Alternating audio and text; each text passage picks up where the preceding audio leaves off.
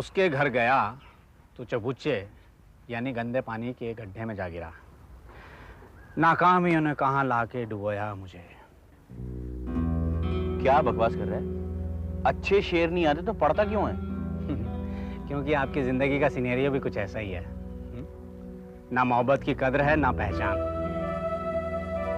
सभा मिल रही थी तो उसे खो दिया, क्षमा मिलने की उम्मीद बंध रही है तो उसे भी खो रहे हैं। इस बात का मैं क्या जवाब दूं? क्या जवाब देगा? अरे क्या जवाब दे सकते हैं? अरे आप तो साले उनमें से हैं जो कहते हैं कि हम अपने पैरों पर कुल्हाड़ी खुद मारेंगे। जब तुझे दिख रहा था कि वो झल्ला कर चली गई, तुझे ये नहीं दिखा कि वो क्यों गई? इसे कहते हैं आबैल मुझे मार। आबैल मुझे मार? और क्या क्या कहा था आपने? यही कहा था कि अगली बार अपनी जगह अपनी अम्मी को भेज दीजिए। वो लड़की उस आदमी से कैसे मोहब्बत करेगी जो उसकी बजाय उसकी अम्मा से करता हो? क्या? अरे वो आपके साथ अस्पताल जाना चाह रही थी, आपने कह दिया तुम पढ़ लो, मैं तुम्हारी अम्मा के साथ हॉस्पिटल चला जाऊंगा। और उस पर तुर रही है कि चाय के लिए मना कर दिया। उसने भी मार दी लात, जा मेरी माँ के साथ, मत पी मेरी चाय, मैं चली। क्या वो इसलिए चली गई? ऊपर क्या देख रहा है? देख रहा हूं इस दुनिया में तुम्हारे जैसा कोई और भी है कि नहीं। वो तो मैंने उसके फायदे के लिए कहा था।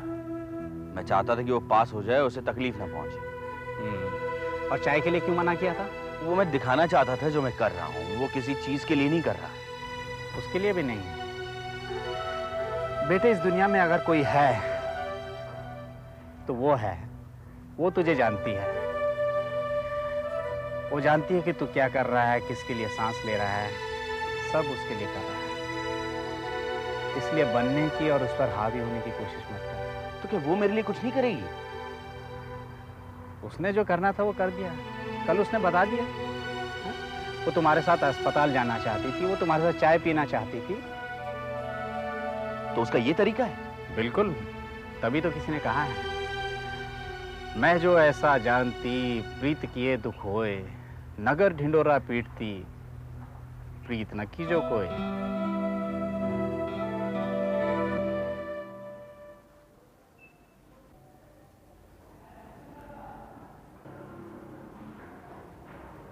ऑलराइट, बिल्कुल ठीक है, हम लोग इस पर दस्तखत कर देंगे। Thank you very much. आपने बड़ा महल वारिस मियां के नाम करवा दिया। बड़ा महल वारिस मियां के नाम? शमशाद साहब चाहते थे कि तुम्हें कुछ ज्यादा मिले। फॉर्चुनेटली एंड सरप्राइजिंगली शाहिदा भी मान गई, क्योंकि वो शिराज अली के असर में नहीं थी। शाहिदा बेगम अभी नहीं आई, आपके साथ में आने वाली थी। वो आती ही होंगी। रात उनका फोन आया था, उन्होंने कहा वो खुद आएंगी। डॉक्टर हमीद उनके साथ आएंगे। क्यों? उनका घर से निकलना आसान नहीं है, इसलिए वो अस्पताल का बहाना करके डॉक्टर हमीद के यहाँ जाएंगी, वहाँ से डॉक्टर हमीद को लेकर यहाँ आ जाएंगी। चलो खैरातन, सब लोग राह देखते होंगे। जी आप अस्पताल के कागज ले लीजिए, मैं अभी आई। वो तो है मेरे पास, चलो। जी चलिए चलिए। हैरान होंगे ना इन सबको देखकर कि मैंने क्यों लाया। दादा बड़ा शाहिदा, इसे तूने अपना बेटा और वारिस बनाया है, तो वो तेरी बहू हुई जिसे अपने हाथों से तू ब्याह करके लाई थी। और ये तेरी भावज जिसने मेरी नहीं तेरी हिमायत की, और तू इन सब का हक पाके उस मुंशी के बेटे को देना चाहती है। और जरीना के कहने पर, जिसके कर्नल मियां ने हमारे खिलाफ गवाही दी थी। तो अब मेरी भी सुन ले बहना, मेरे पास 2 तलाकनामे हैं। अगर इन्हें मैं पेश कर दूं तो तुम तलाकशुदा और तुम्हारा कोई हक भी नहीं। और जायदाद की आमदनी से जो वसूली की है तुम्हारे कहने से और मैंने खर्च की है, वो तुम्हें लौटानी होगी। महल का कीमती सामान जो मैंने बेचा है उसका नुकसान भी पूरा करना होगा। और कोर्ट में झूठे हरफनामे पेश किए हैं उसकी सजा भी तुम्हें भुगतनी होगी। अब तुम चाहो कि समझौता करना है तो कचहरी चली जाओ। हमसे क्या खता हुई है फूफी जान, हमें बताइए तो सही। आप जैसा कहेंगी, जो कहेंगी हम वही करेंगे। ये सख्त बोल जाते हैं, तुम पर पाबंदी लगाते हैं, लेकिन अब ऐसा नहीं करेंगे। मैं यकीन दिलाती हूँ। तुम यकीन नहीं दिलाओगी, यकीन दिलाएगी ये, और यकीन दिलाऊंगा मैं। इस समझौते का ख्याल भी इनके जहन में नहीं आएगा, और मैं भी ऐसा कुछ नहीं करूंगा जिससे इन्हें एक घर कैद खाना लगे। आए जाए आजाद रहे, जिससे मिलना उससे मिले, कुछ भी करे, लेकिन मैं कुछ नहीं कहूंगा।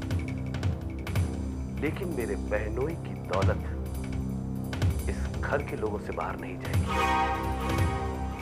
मेरी बहन को जाएगी और उसके बाद मेरे बेटे और बहू को। वरना मेरे पास ये तलाकनामे है, तू है और अदालत है।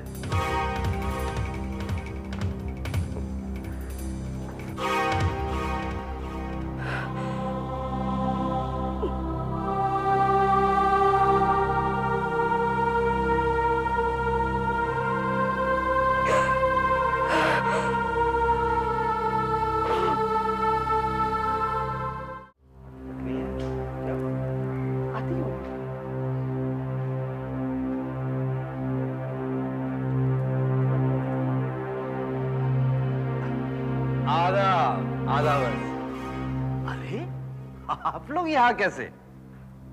अगर मेरी बहन शाहिदा का इंतजार कर रहे हैं तो आप लोगों को बता दूं कि वो नहीं आएगी। इराक जाने से पहले आप घर जरूर आइएगा। शाहिदा तो खुश होगी ही, हम भी खुश हो जाएंगे। अब आप लोग चलिए, तकलीफ मत कीजिए। आदा आदा।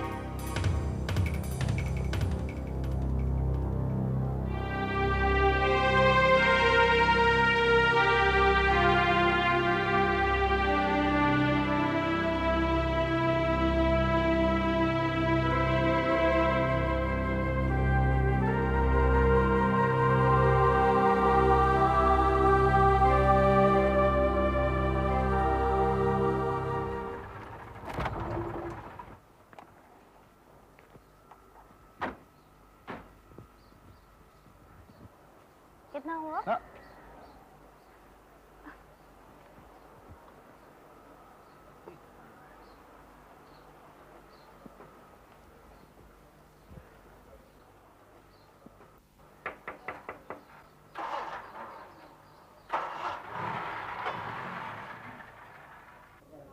आओ बेटे आओ। माँ ये है नरेंद्र। नमस्ते माँ। जीते रहो बेटा। आओ आओ बेटा।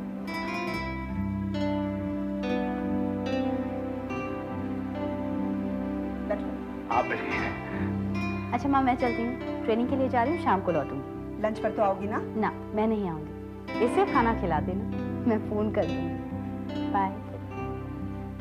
आओ बैठो बेटा। नहीं पहले आप।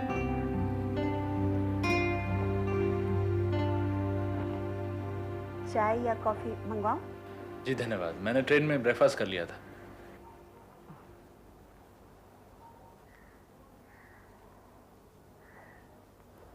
तुम भी अमिता की तरह ट्रेनिंग कर रहे हो? जी हाँ। तुम्हारी नौकरी भी अमिता की तरह है? जी नहीं, वो एलाइड सर्विसेज में है। नहीं, मेरा मतलब था कि तुम दोनों का ग्रेड सेम है। जी नहीं, बैंकिंग सर्विसेज में ग्रेड अलग होते हैं। मतलब कि फर्क होता है। जी हाँ, मेरा कम है।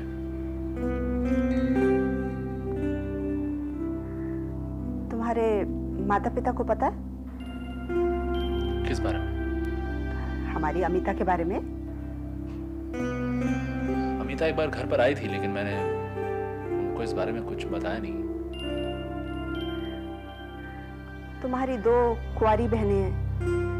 जी हाँ, और एक छोटा भाई भी है। पिताजी क्लास 1 ऑफिसर होकर रिटायर हुए, आजकल बिजनेस कर रहे हैं। हमारे 2 घर हैं, एक बड़ा जिसमें हम लोग रहते हैं और एक छोटा जिसको हमने किराए पे दे रखा है।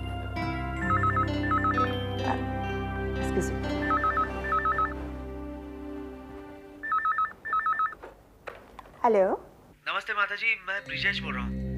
ऐसा है कि हम सब ट्रेनिंग पे जाने के लिए तैयार हैं। अमिता घर से निकली ही नहीं? वो तो बहुत देर की घर से निकल चुकी है, बस पहुंचती होगी।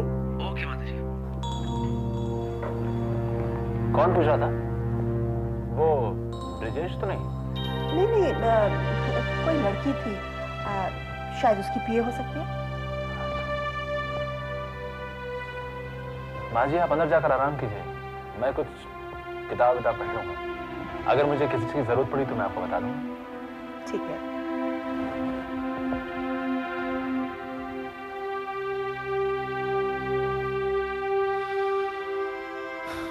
नरेंद्र महाशय, इंटरव्यू तो हो गया लेकिन अप्रूवल नहीं हुआ। मोहब्बत करने वाले कबूल कर लेते हैं, लेकिन जिंदगी बहुत मुश्किल से कबूल करती है।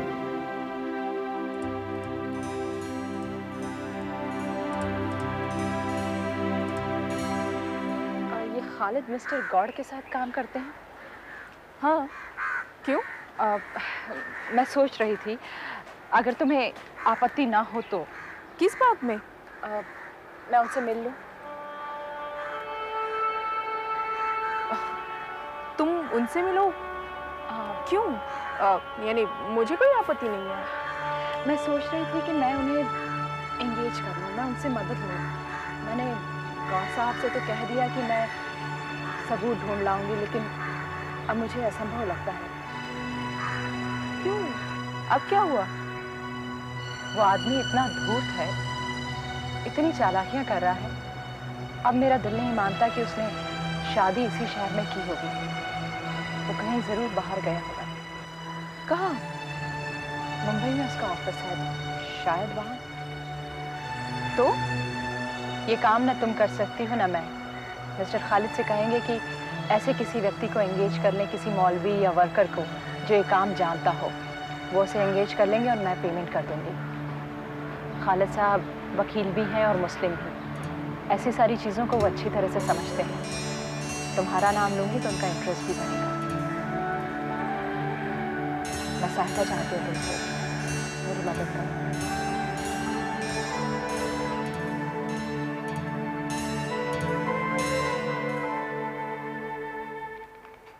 मैं कम इन सर? हाँ आओ। सर आपने मुझे बुलाया? बैठो बैठो बैठो। जी। देखो मैं बाहर जा रहा हूँ, तुम ही बताओ तुम परसों शाम को क्या कर रहे हो? जी कुछ नहीं। तो फिर घर आ जाओ, रात का खाना साथ में खाएंगे हम लोग। जी। कोई खास तकलीफ? नहीं तकलीफ कुछ भी नहीं। अपने जो मित्तल साहब हैं उनकी अहलिया अपनी बेटी के पास मुंबई गई हुई हैं, बेचारे अकेले हैं। तो सोचा इसी बहाने बातें भी हो जाएंगी और वो अपने घर पे अकेले क्यों खाएंगे, साथ में मिलकर खाना खा लेंगे। जी ख्याल अच्छा, मैं हाजिर हो जाऊंगा। मोहसिन, इन दिनों सबा से बात हुई थी? जी नहीं, कुछ दिन पहले फोन आया था। उसने तुम्हें ये नहीं बताया कि वो एयरफोर्स में कमीशन लेना चाह रही? एयरफोर्स? हाँ, बहुत समझाया उसे मगर मानती नहीं बिल्कुल। उसकी अम्मी भी बहुत परेशान है। किस लिए? उसकी तबीयत ठीक नहीं है। अभी वो रात में नींद में चलती है और उसकी अम्मी तो ये समझती हैं कि वो एयरफोर्स इसीलिए ज्वाइन कर रही है ताकि अपने आप को खत्म कर सके। नहीं सर, सबा इतनी कमजोर नहीं है। कौन कमजोर है कौन कमजोर नहीं है ये तो मैं नहीं जानता है, लेकिन वो खुद ऐसे भंवर में फंस गई है और हम सबको फंसा दिया उसने। सुनो, तुम्हें अगर मौका मिले तो सबा से बात करना। हो सकता है वो तुम्हारी बात मान जाए और एयरफोर्स में जाने का अपना इरादा तर्क कर दे। जी मैं मौका देखूंगा। हेलो, हाँ मोहसिन मेरे पास है।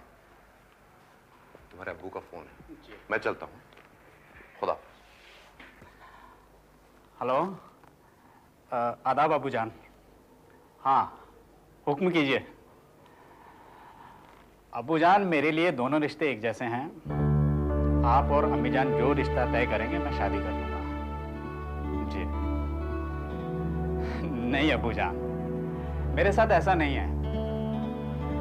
जैसा बदनसीबी से खालिद और सबा के साथ हुआ है, मेरे साथ वैसा नहीं होगा। आप जो मुनासिब समझे जी पैगाम दे दीजिएगा।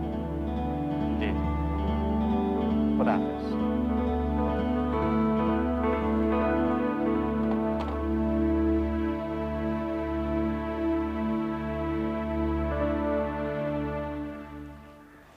ये फाइल छोड़ गया था कुछ। जी